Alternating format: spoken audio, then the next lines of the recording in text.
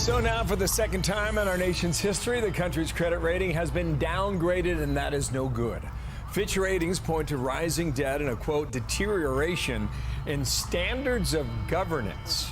Treasury now calling the cut arbitrary, but it could actually cost taxpayers. Mr. Wonderful is Kevin O'Leary.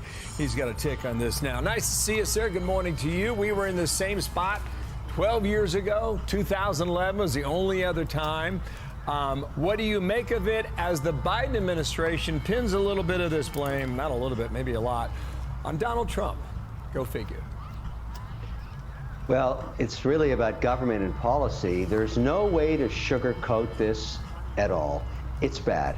And I'll tell you how you measure it's bad. Basically, when you downgrade the U.S. economy, which is what this downgrading is, you are losing a little faith in the U.S. dollar and the U.S. Treasury bill, because the default currency of the world, defined by every commodity priced by U.S. dollars, is the good faith of the U.S. government. And the whole world trusts it. Most sovereign funds keep the majority of their liquidity in U.S. dollars. That got hurt 24 hours ago, because now you start to ask yourself, well, where is this going? A downgrade from AAA to AA, does it go to single A? Now, if you're a sovereign wealth fund, you start to put that in your mind, and the bottom line for you and me is the cost of capital goes up. In other words, what it costs for us to borrow money to fund the government in deficit goes up. No sugarcoating that. Now, how does this actually affect the next 24 months? Well, let me explain. Think about the CHIPS Act and the Inflation Reduction Act. We're printing billions of dollars. Government claims it has merit. It's important to do this. But at the same time, that's just a lot of spending, and that increases the deficit. And that's why Fitch did this. They downgraded it. And I wouldn't say it was the two bills that caused the camel's back to be broken, but it was enough for them to say, okay, I've seen enough. Now, for me and you, or anybody at a kitchen table in America, your car loan just went up from 5 to somewhere between 7 and 9%. Really? That's not going to help. So the cost of your loan and your borrowing and your mortgage going up, period. Okay, so that's on the economic side of it. But on the political aspect of the Biden administration was defending itself, and they pointed repeatedly to January 6th.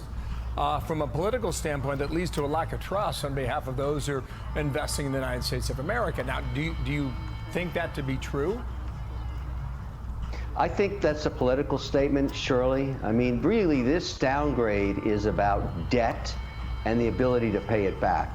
It looks beyond any one event. Doesn't matter. The more the government goes into deficit spending, the more rating agencies scrutinize the quality of that debt. And if you thought we got to the point of no return where it was impossible to pay this debt back, you'd rename the United States of America Venezuela. Wow. So that's what you got to start thinking about. It's that simple. We're nowhere near that yet, but investors like me look at this every single day and say, what happened there? What happened in the last 24 hours? And how does that change my propensity to bet on the United States of America as a long-term good gamble where I put capital to work?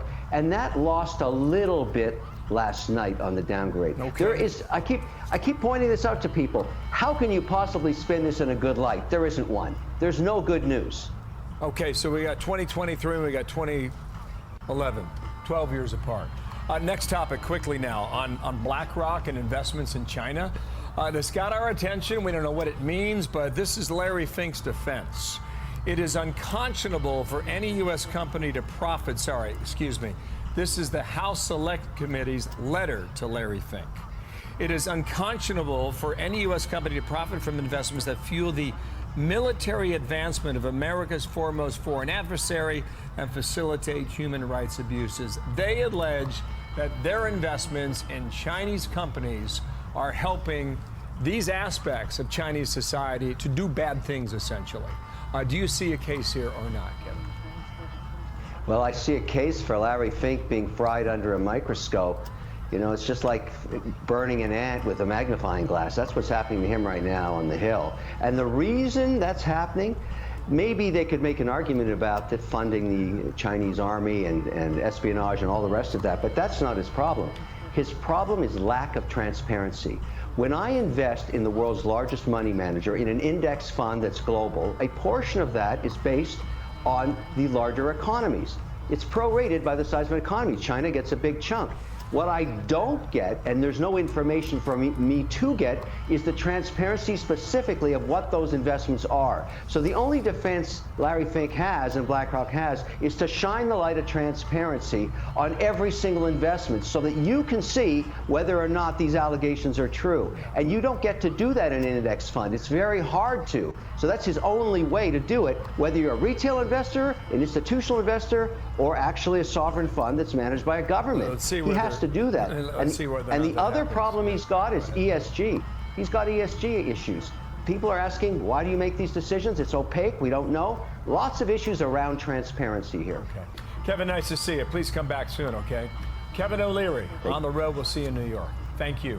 25 We're spending too much, we're borrowing too much, and there is no agreement on how to fix a growing financial mess. That's why America's just been downgraded. It happened under Obama, it's happened again now under Biden. The main reason is wild spending that brings an explosion of debt. It's what happened under Obama, it's what's happening again now. When you are $32 trillion in debt, you should not be planning trillions more in future spending and borrowing. This is a blow to President Biden. It damages his economic message for the election. His team was quick to respond. Treasury Secretary Yellen called the downgrade merely arbitrary. Karine Jean-Pierre blamed extremism by Republican officials. Senate Leader Schumer blamed the reckless brinkmanship of House Republicans. And Democrat Richard Neal says the Republican Party is wholly responsible. Okay. There is another reason for the downgrade, apart from spending and debt. Erosion of governance. That is our inability to agree on spending and debt. Brinkmanship at budget time every year. That doesn't instill confidence in the future. The downgrade is actually a warning. If we keep expanding our debt, and that's exactly what we're doing, there will be at some point a debt crisis. Lenders become reluctant to lend. They demand higher interest rates to compensate for the extra risk. We go into recession. That means more debt, and the downward cycle accelerates. This is really serious stuff.